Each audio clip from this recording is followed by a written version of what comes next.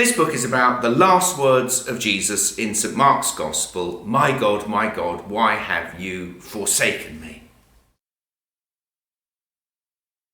The book is aimed at Christian people, though I'm very happy for others to read it, but Christian people who want to go deeply into perhaps the most challenging words of the whole of the New Testament. And it's a Lent, Holy Week and Easter book. So by travelling through Lent with this book, I hope Good Friday and Easter will have even more meaning.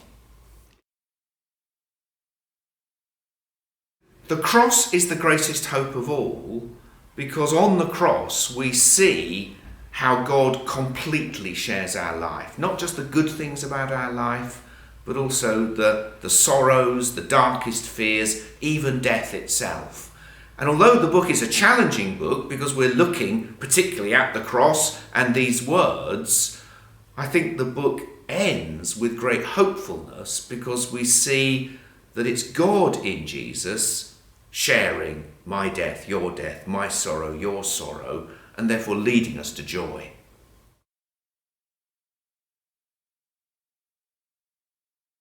When we think about Lent, we often think about giving things up, and that's a traditional thing to do, to try to simplify our lives a bit. But I think taking something on is maybe a better way of thinking about Lent. So instead of giving up biscuits, why not take on giving biscuits away?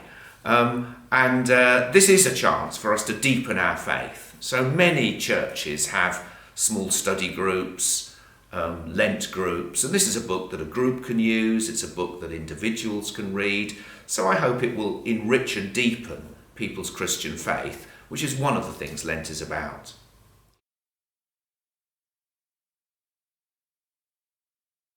I think there's always been a fascination in people's last words.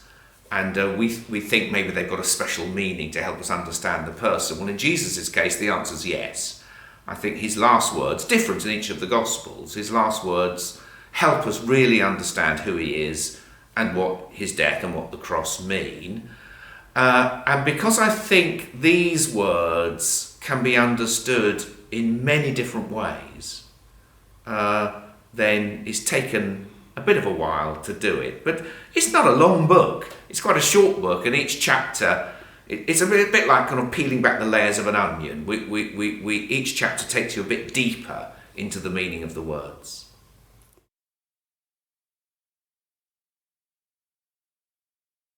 I hope the book will speak in a consoling and powerful way to those who are feeling abandoned, either abandoned through, loss, bereavement, illness, perhaps facing death themselves. Is the book going to help you practically? I'm not sure, if I'm honest. But what it will do, I think, is help you to understand that when I face suffering of any kind, you're not alone. The great message of the Christian faith is that our God is with us. So when people say, where is Jesus or where is God when this happens or that happens? For me, the answer is always, well, he's where we put him. He's on the cross. And our God participates shares the suffering of the world. So in that sense, I hope the book will help people.